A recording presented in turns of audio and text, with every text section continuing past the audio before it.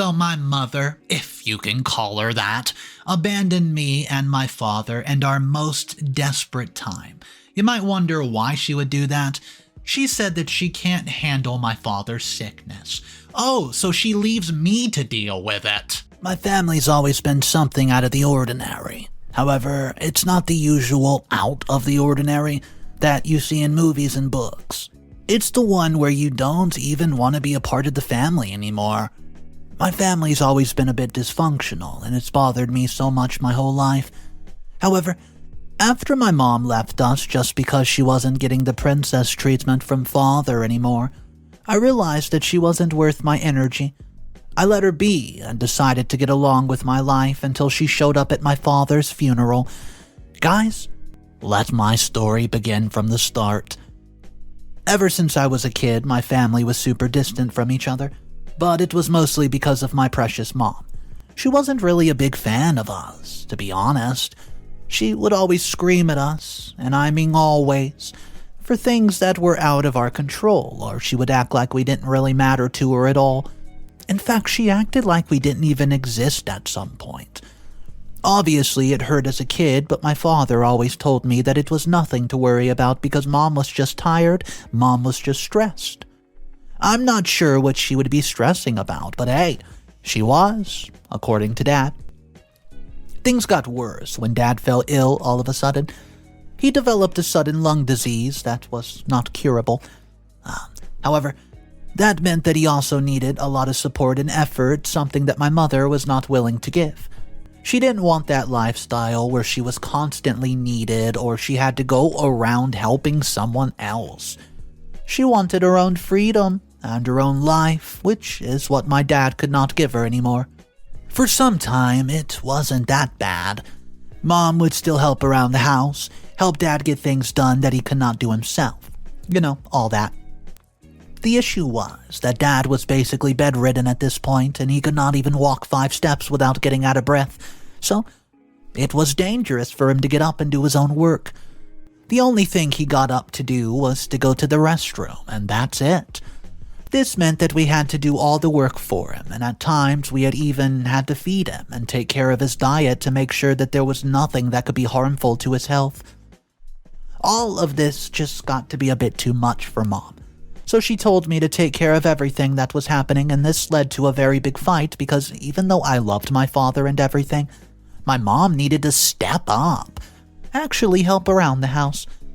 It's not like she did a job or something like that either. She was a stay-at-home mom who wasted her entire day gossiping with other moms and watching TV. That's literally all she did all day, every day, and it's ridiculous to think that she was the one complaining that she was tired and exhausted all day. Whereas I was the one who went to school at the butt crack of dawn, came home and then went to work, and then came back home to take care of my dad. I was the one who was doing everything around the house, and yet even if I complained that I was tired once, she would tell me that I was being dramatic and that this was an excuse not to do anything. For a few months, this was our routine. Everything was going the same way as it always was. Until it wasn't. My dad got worse as time went by, and in a few months he barely had the energy to move. The day that we really understood how bad his condition had gotten is when the doctors let us know that he probably won't be able to get better. My mom decided, you know what? Right then, right there, enough was enough. She didn't want to deal with it. The thing that bothered me the most was the fact that she didn't even bother telling us that she was going to do all this. She just straight up disappeared one day without telling us about it. At that point, Dad could barely handle himself on his own, and I was so busy that it was getting, hard for me to manage everything on top of taking care of Dad. Due to this reason, I had to skip a lot of my classes and even taken off from my job so that I could stay home and take care of him. It's a good thing that we were well off, because at this rate there was no way that we were going to afford to live here and being so busy. You see, Dad was always from a rich background, so when he got a job that increased his salary and made us all well aware, we never experienced a shortage of money.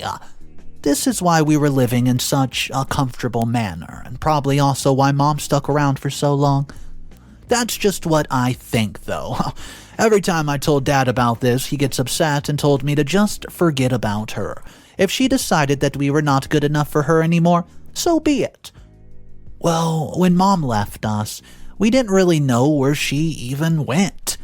She did not leave us any note, she didn't leave us any text message, nothing. She just told us that she was going on a vacation with her cousins, and we did not think anything of it because she was very close to her cousins.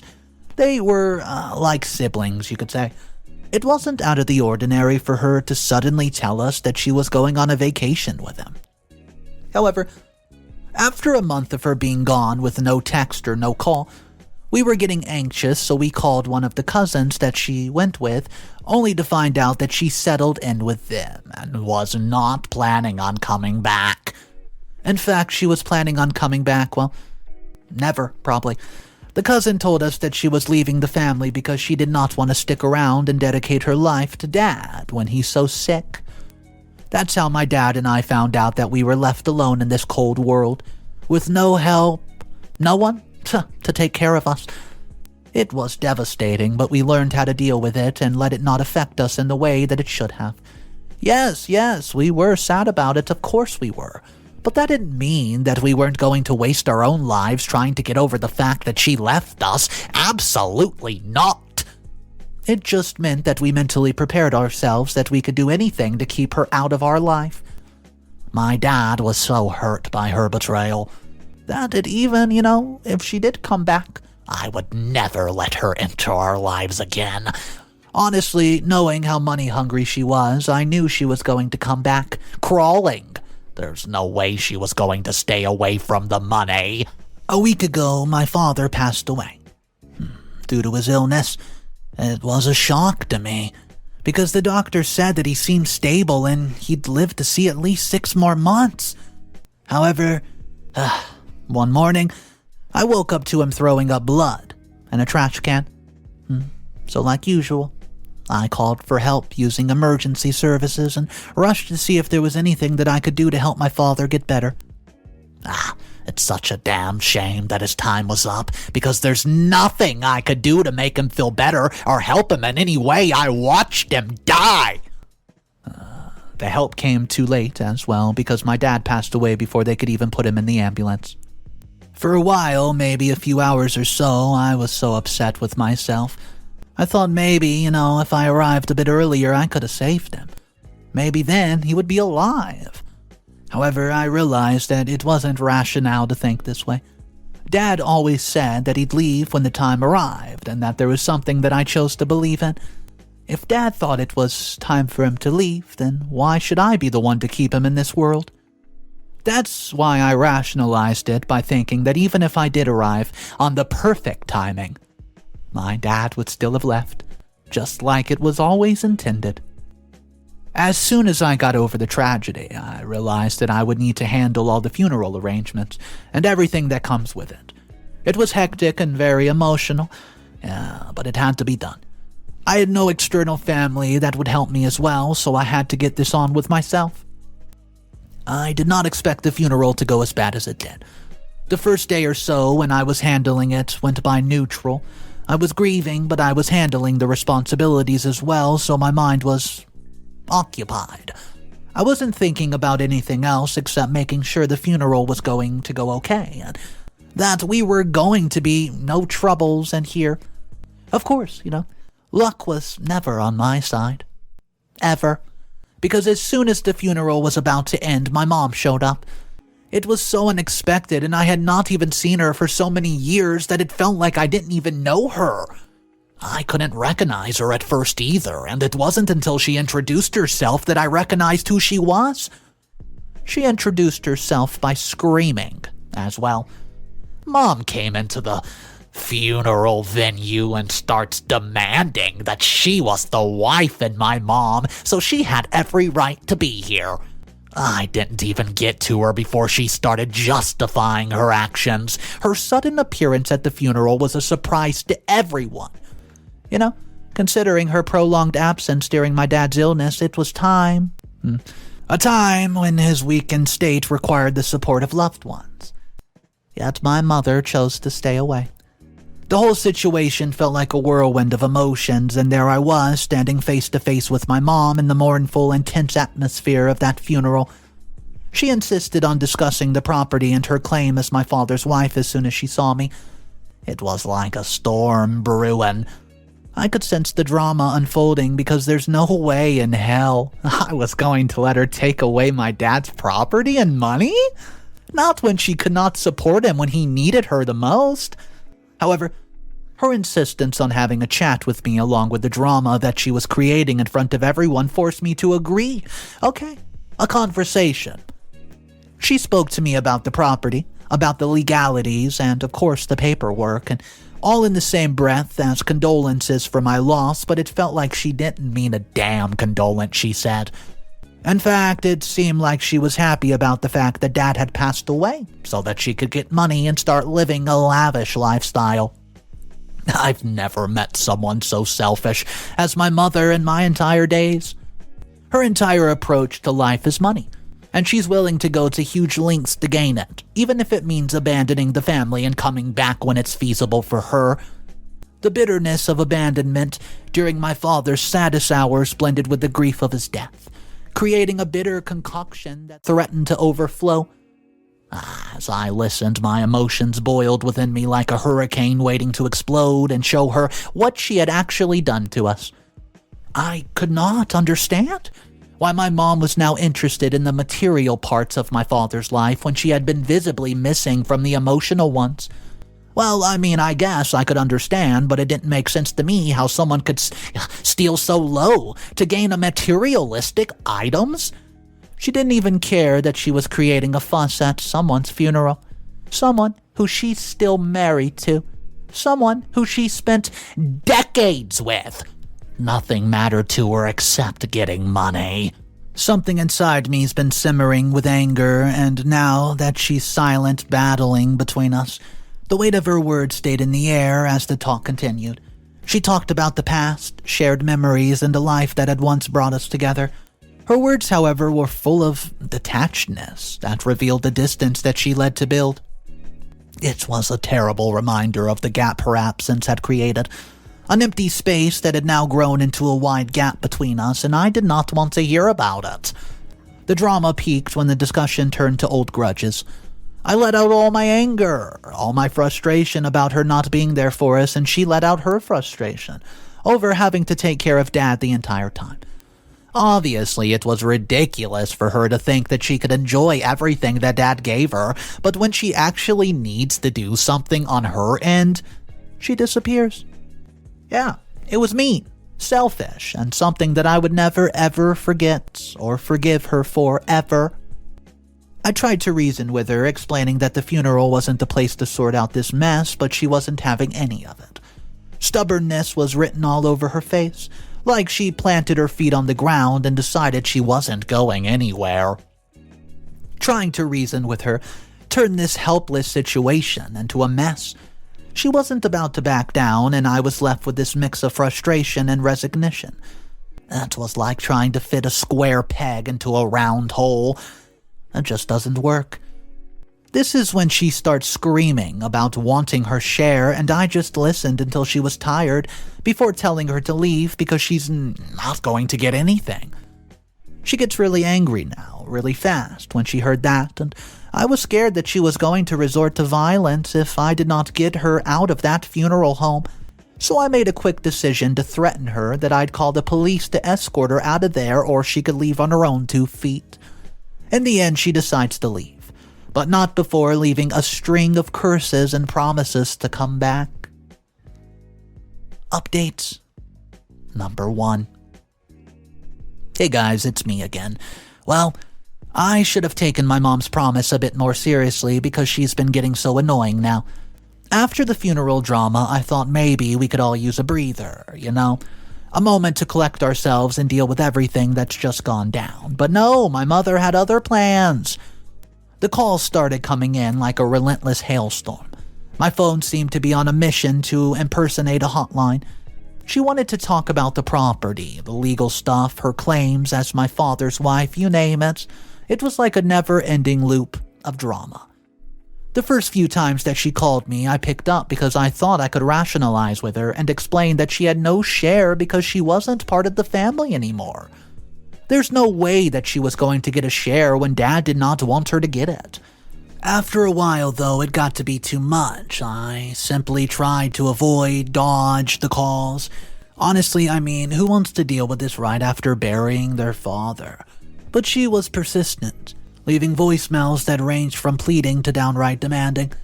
It was exhausting, and I'm there grieving as she's hitting me with a fine print.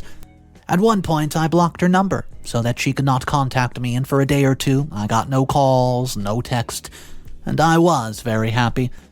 I thought I finally got rid of her and her materialistic behavior, but of course, when does my mom give up? She decided to get a new number so that she could harass and annoy me through that. I contemplated blocking that number as well, but then I thought over it and it did not make sense. I knew what Mom was like, and there was no way she was going to stop just because I kept blocking her numbers. However, calling and texting weren't the only thing she was doing to get everything that she could out of me. She starts visiting me, and I'd look out the window, and there she was, parked in front of the house, like she owned the place.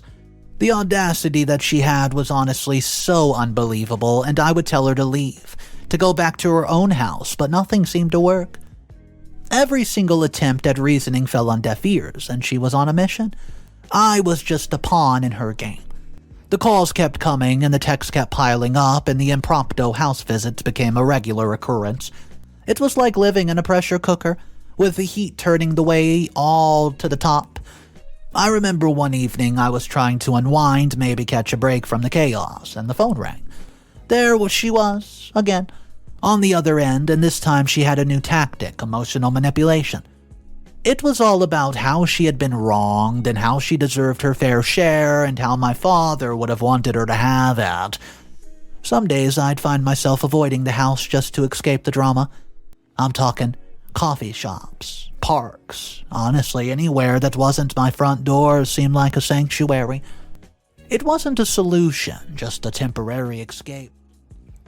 I thought about seeking legal advice and putting an end to this madness once and for all, but the emotional toll it was taking on me made even the thought of navigating the legal system seem daunting. Besides, she kept claiming that she knows what, the will says, and everything like that, and she needs to know that there is a share for her.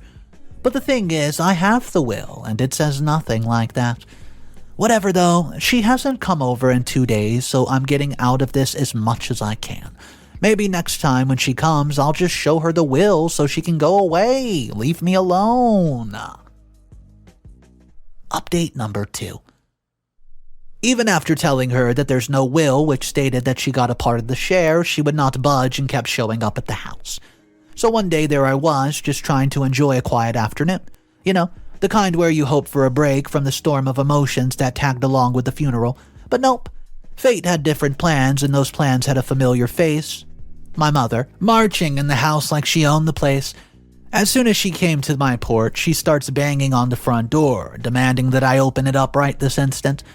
At first, I thought of ignoring it and just calling the police so I could be done with it. However, I was very curious to see which will she was talking about, so hey, I let her enter.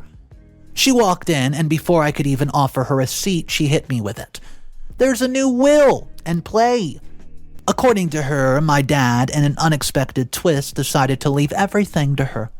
Now, I'm no legal expert, but the last time I checked, the will that I have, the one that's dated to be written after the one my mom's holding, told a completely different tale. And she, enthusiastically tried to convince me of this newfound inheritance. I was standing there mentally shaking my head, wondering how my life turned into a daytime drama. Can't a person catch a break? It was ridiculous how she was trying to convince me about something that I knew was false. It was funny, to be honest. She was throwing around terms like legal rights and entitlement, and I was just trying to wrap my head around the fact that she was essentially claiming ownership of everything that my dad left behind. Like, every single thing. You guys, she was saying that the house was now hers, and all the money that he left behind was hers. Everything was hers. Well, According to her, even if he stated that he left all these things to me, they would essentially go to her because I wasn't legal age yet and because she's my mom. She has full control over everything I did. It actually got such a big laugh out of me. Mom was looking at me like I was going crazy while I was on the floor trying to control my tears from flowing. I think part of the laughter wasn't her ridiculous claim. It was the hurt that was built up from claiming that I was her daughter. There was no way that I could be her daughter when she didn't even remember that I'm already legal age. Guys, I've turned 18 2 years before Dad passed away. Maybe this was also his way of holding on until I was of age just to make sure that my mom could not step all over me. Maybe he knew that she would try and pull something like this, so he did everything in his power to protect me. He was still protecting, even if he wasn't walking the same ground as us. She was getting angrier by the second, like someone just told her the sky's a different color. I decided to play the voice of reason. I dug out the actual, legal, up-to-date will, the one that clearly stated that she was not getting a piece of the pie. But of course, it was like trying to use a Band-Aid on a broken dam. It seemed like it wasn't working at all, or maybe she did not understand and she didn't want to believe it. The room was silent as I handed it over, like dropping a plot twist right back at her. Her reaction was something else completely, honestly. It was different. A mix of disbelief, anger, and a touch of betrayal. As she read the will, her eyes widened with each sentence and she instantly tried to check the date. Let me help you try to picture the entire thing. She's yelling. I'm desperately trying to keep my cool, and the neighbors are probably watching the show from behind their curtains because of how loud she's being. However, as soon as she started claiming that she did so much for us, that she sacrificed so much because of us, I lost it. That was my breaking point. At that moment, I let frustration take over me while I screamed back at her to get out of my house. She didn't bug me, so I had to pull out the big guns. The police. I knew she was terrified of the police in jail, and she always had been. So when I threatened her, she knew she had to leave. Reluctantly, she stormed out while cursing me out and left me behind with a racing heart. I just hope she's got the hint and doesn't come back anymore. I miss my peaceful life with my dad. Update number 3. Just when I thought the storm had passed, another front moved in. Guess who showed up at my doorstep not even a week after I threatened to kick her out? Yep, you guessed it, my mom. I was not going to let her enter at first, but then I had no energy to argue, so I just opened up the door. As soon as she walked inside of the house, she hit me with more drama and more news. All casual-like that she can't foot the bill for the house they co-bought a few years back when they were still together. She expected me to be shocked, about the news, but I wasn't because Dad had already told me all about it. They bought a house together right before she abandoned us and left Dad to pay off all the loans. However, I also knew that the will stated if Dad would not be able to pay the loan due to death for any reason, the burden should fall on my mom. Not me. I tried to break it to her gently that, the whole loan for the house was included in the will and well, that's on her. So, she co-signed with everything and seemed peachy, and now when the responsibility fell on her shoulders, she wants out. This isn't how the world works, and she needs to understand that. But of course, she wasn't having it. She told me that she could not pay, throwing her hands up like it was not her problem. The same hands that signed up for this financial commitment just a short while ago. I told her that it was in fact her problem because it was a legal matter and she could not just back out of it like she always did. But that just made her even more angry. Then she switched the whole thing up on me and told me that I should pay the loan since I was her daughter. I held her accountable, pointing out that she had left with, when things got tough, abandoning the emotional struggle, so now why would I help her financial? Her defense was a deflective shield, asserting that she had no money to contribute or pay off the loan. But it was her fault. It was messy and emotionally charged back and forth, which took up way too much of my mental energy, if I'm being honest.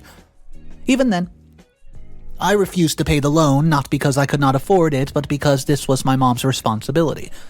Her whole life, she ran away from every single responsibility of hers, so now it's time that she got on with it. When she realized I wasn't going to budge, Mom, in a final act of defiance, threatened to make a comeback and ruin my life as well. The realization dawned on me that this might just be the calm before the next storm. More twists and turns wait to unfold in our family drama because there's no way Mom was going to sit quietly. Final update. I'm not sure if I've told you guys before, but I have a 1-year-old son as well. I don't want him to be included in all this mess, so I did not tell my mom about my son. I got married to my high school boyfriend because I knew he was the one, and he had been a great support to me during my hardest times. It was not planned, but we ended up having Daniel a year ago when I was 20, and I got married to Nathan when I was 21. Because Dad was so sick, I had him moved in with us, and Nathan has been such a big help throughout all this. Every time my mom would come home and create drama, he's been a standby in case I needed help, or he'd take Daniel away most of the time so that he would not be in the crossfire. I intended to hide my child from my mom, but I could not always do that with her unexpected visits. So she found out and she took advantage of that. She rolled in like it was a casual visit, but something in the air felt off. The tension was palpable, and before I realized it, Mom snuck into my room while I went to the kitchen to get her a glass of water as she asked.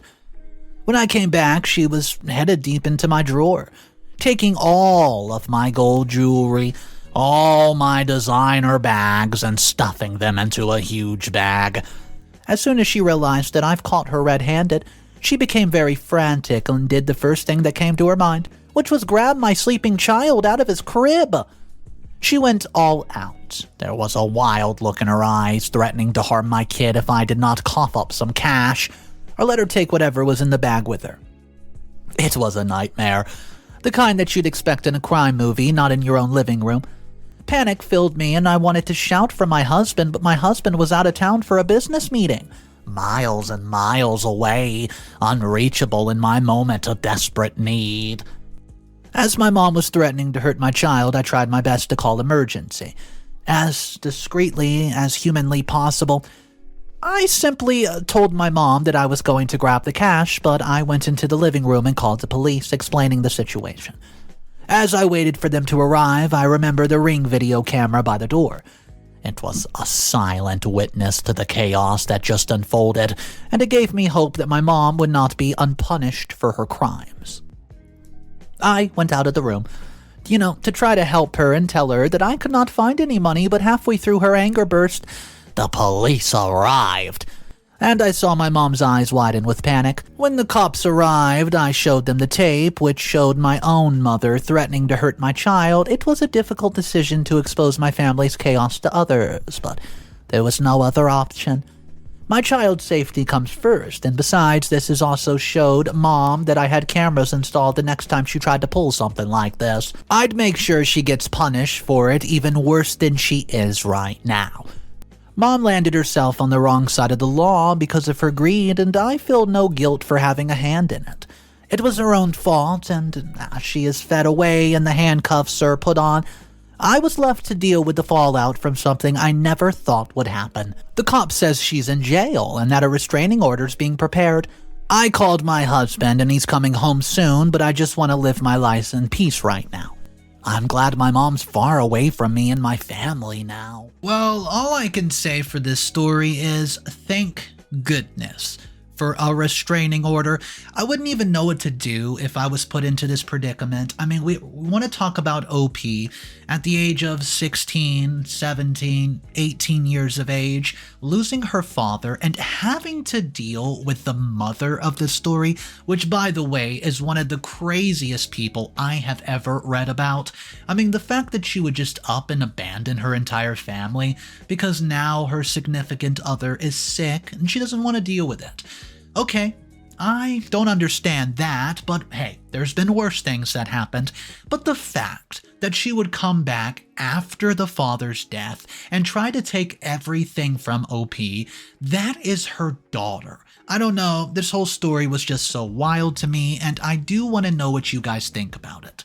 My name's Mr. Reddito, and yes, I do these sort of stories every day. So if you want to be a part of these daily readings, go ahead, drop a subscribe. I'll see you guys tomorrow, and just remember, it's cool to be kind. See ya.